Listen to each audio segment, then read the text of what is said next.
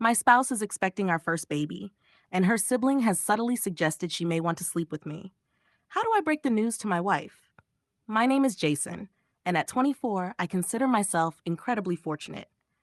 I met the love of my life, Emily, 3 years ago, and every day since has been a testament to the power of affection and devotion. Emily, also 24, is my foundation, my confidant, and my best friend. Our path together has been extraordinary, filled with joy, challenges, and steadfast support for each other. We first met at a mutual friend's birthday celebration. I vividly recall the first time I saw her. Her radiant smile illuminated the room. We spent the evening conversing, laughing, and discovering a shared passion for travel and exploration. It felt as though we had known one another for ages. By the end of the evening, I was certain I wanted to see her again, and thankfully, she felt the same. Our relationship blossomed rapidly. We spent weekends visiting new places, sampling new cuisines, and exchanging dreams and aspirations. Emily's warmth and kindness made everyone feel comfortable, and I was no exception. She was studying to become a nurse, motivated by a desire to help others, while I worked in software development, relishing the creative challenges it provided. After 2 years of dating, I proposed to Emily during a sunset hike, one of our favorite pastimes. The moment was perfect, and she said yes with tears of joy in her eyes.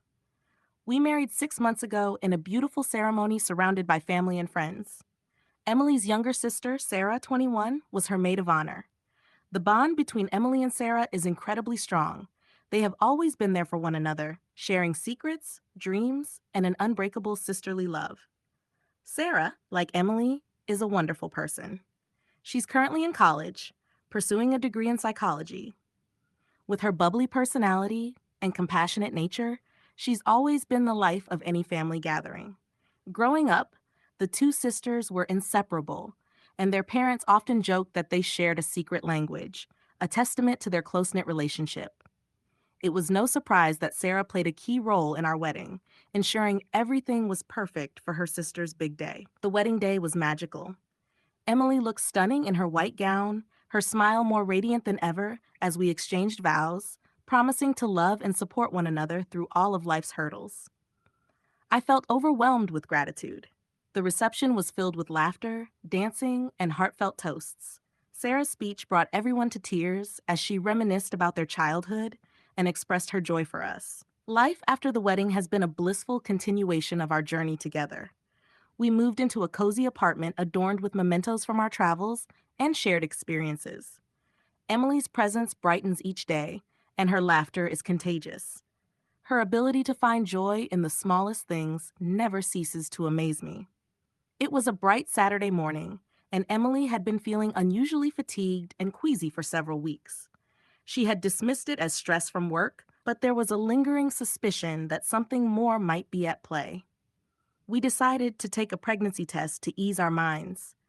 I remember pacing around the living room, my heart racing with anticipation. Emily came out of the bathroom holding the test with trembling hands. She looked at me with wide, hopeful eyes and, with a tearful smile, whispered, "Jason, it's positive. We're going to have a baby." The world seemed to stop for a moment as the words sank in. I rushed to her side, enveloping her in a tight embrace. Tears of joy streamed down our faces as we held each other, overwhelmed with happiness.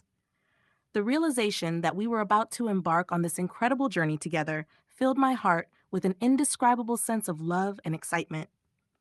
The following days were a whirlwind of emotions and planning. We shared the news with our families during a Sunday dinner at Emily's parents' house. As we gathered around the dining table, I could hardly contain my excitement. Emily and I exchanged a knowing glance, and she stood up, her voice trembling slightly as she spoke. "We have some exciting news to share," she began. The room fell silent, all eyes on her. "Jason and I are going to be parents. We're expecting a baby." For a moment, there was stunned silence, and then the room erupted in cheers and applause. Emily's mother burst into tears, hugging both of us tightly, and her father clapped me on the back, his eyes shining with pride. Sarah, Emily's younger sister, jumped up from her seat, squealing with delight. She rushed over to Emily, wrapping her arms around her sister and exclaiming, "I'm going to be an aunt! I can't believe it!" The rest of the evening was filled with joyful celebration. We toasted to the future, shared stories and laughter, and basked in the collective happiness of our family. Emily and I couldn't stop smiling, our hands entwined under the table. The love and support from our families meant the world to us and reinforced how blessed we were to have such a strong network as we entered this new chapter of our lives. Over the following weeks, our excitement only grew. We began making plans for the nursery, selecting baby names, and reading every parenting book we could find. Each night, as we lay in bed, we would talk about our hopes and dreams for our child, imagining the life we would build together. Emily's eyes would light up as she talked about all the things she wanted to teach our baby, from baking cookies to exploring nature. Her enthusiasm was contagious, and it made me fall in love with her all over again. My love for Emily deepened with each passing day. Seeing her face light up as she felt the first fluttering movements of our baby made my heart swell with pride. I marveled at her strength and grace as she navigated the changes in her body, always with a smile and a kind word. I was in awe of her, and I was determined to support her every step of the way.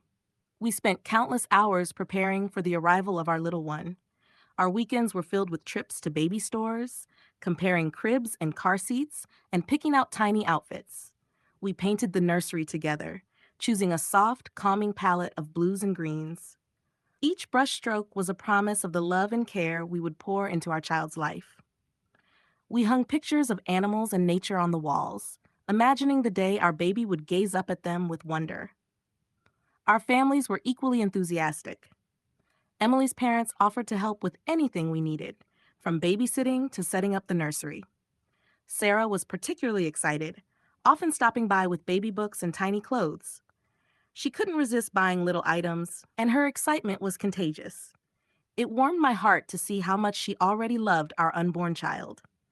As Emily's pregnancy progressed, I found myself more in awe of her than ever. Her strength, resilience, and unwavering positivity were truly inspiring. I made it my mission to be the best partner I could be, attending every doctor's appointment, cooking her favorite meals, and ensuring she felt loved and supported. I knew this journey was as much about taking care of her as it was about preparing for our baby. One of my favorite moments was when we went for the first ultrasound. Seeing the tiny heartbeat flickering on the screen brought tears to my eyes. It was a tangible reminder of the life we had created together, a symbol of our love and commitment. I held Emily's hand tightly, both of us mesmerized by the sight of our baby. It was a moment of pure joy and connection, one that I would carry with me forever. It was a typical Monday morning, and I was sitting in my home office, catching up on some work emails. The house was quiet, except for the gentle hum of the air conditioner, the occasional sound of birds chirping outside. Emily had just left for her prenatal appointment, and I was intending to join her at the clinic later. My phone vibrated on the desk, interrupting my focus. I glanced at the display and saw a message alert from Sarah, Emily's younger sister. I picked up my phone, grinning as I unlocked it.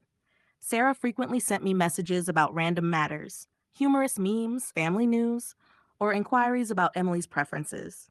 But nothing could have prepared me for the message I was about to read. Hey, Jason. I know this might seem strange, but I just wanted to inform you that if you ever need someone to speak with or anything else during Emily's pregnancy, I'm here for you. I understand it can be tough, and sometimes women become emotionally and physically distant. So I'm available to support you sexually or emotionally anytime. Just think about it. I stared at the screen, my mind struggling to comprehend the words. At first, I thought it must be some kind of joke, a horrible prank. I read the message again, hoping I had misunderstood, but there it was, as clear as daylight, Sarah offering herself to me in a way that was both astonishing and completely inappropriate. A wave of confusion and disbelief washed over me. How could Sarah, someone I viewed almost as a sister, send such a message? My heart pounded in my chest, and my hands felt clammy as I set the phone down. I rubbed my temples, attempting to make sense of the situation. Was this some twisted attempt to help? Or did she genuinely have feelings for me? I felt a mix of emotions swirling within me: anger, betrayal, confusion, and a deep sense of discomfort. My mind raced through 1,000 scenarios, each more disturbing than the last. I couldn't understand what had led Sarah to believe this was acceptable, or how she could be so willing to betray her sister. especially at a time when Emily needed support the most. The first thing that came to mind was Emily. She had always been incredibly close to Sarah. They shared everything, from childhood secrets to their dreams for the future. The connection they had was something I admired and respected. How could I tell Emily about this without breaking that bond? The thought of her pain and betrayal made my chest tighten with dread. I picked up my phone again, rereading the message, hoping I could find some hidden context that would make it all make sense, but it was as clear as it was disturbing. My immediate response was to erase it, pretend it never happened, but I knew that wasn't a viable option. This was something that needed to be addressed, no matter how uncomfortable or painful it might be. I decided to take a walk to clear my thoughts. As I stepped outside, the warm sun and fresh air did little to calm my racing mind. I wandered aimlessly, consumed by the dilemma. If I told Emily, it would devastate her. She was already facing the physical and emotional challenges of pregnancy, and adding this betrayal to the mix felt cruel and unjust. But hiding it from her wasn't an option either. I couldn't allow her to stay close to someone who would so easily undermine her trust. As I walked, I considered my choices. I could confront Sarah directly, demanding an explanation and warning her never to approach me like that again. But what if she denied it or twisted the story? I needed to be cautious, ensuring that whatever happened next was handled with the utmost care and consideration for Emily's well being. I sat down on a park bench, taking deep breaths to calm myself.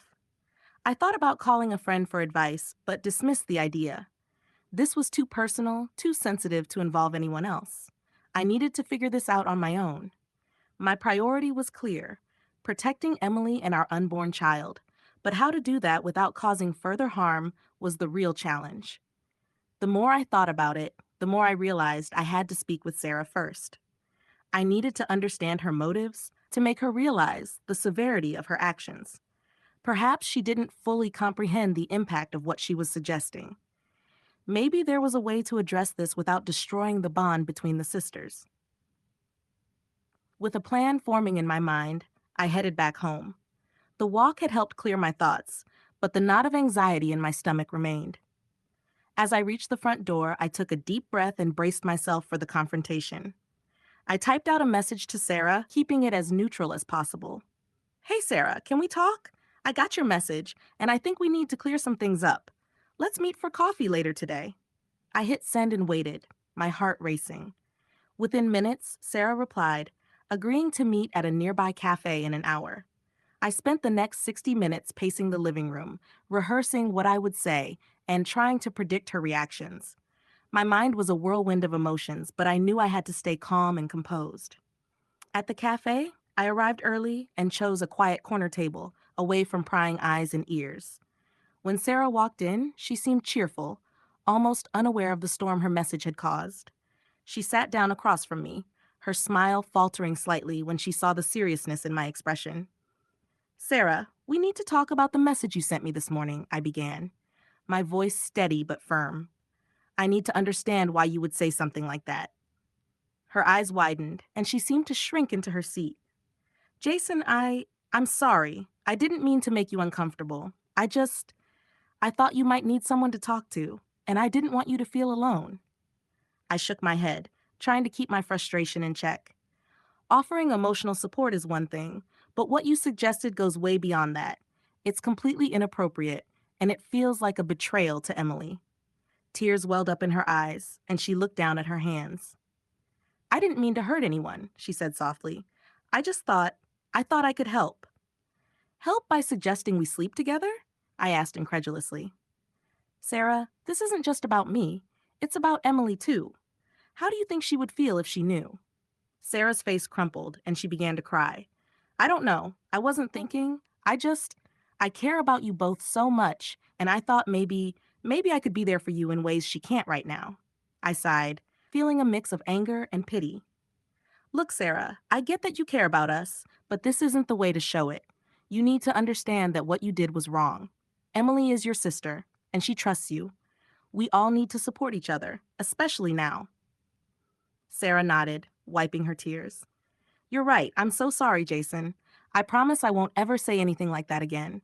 Please don't tell Emily. It would break her heart. I looked at her, struggling with my own emotions. I'll think about it, but I can't promise anything. My first priority is Emily and our baby. You need to understand that. As I walked back home, my mind was still in turmoil. I had confronted Sarah, but the dilemma remained. Should I tell Emily and risk shattering her relationship with her sister? Or should I keep it to myself and hope Sarah never crossed that line again? The weight of the decision pressed heavily on me, and I knew there was no simple answer. My love and commitment to Emily and our unborn child would guide me, but the path forward was fraught with uncertainty and pain. Thank you for watching. If you haven't subscribed yet, please do so and hit the notification bell to stay updated with more shocking real life stories happening around you.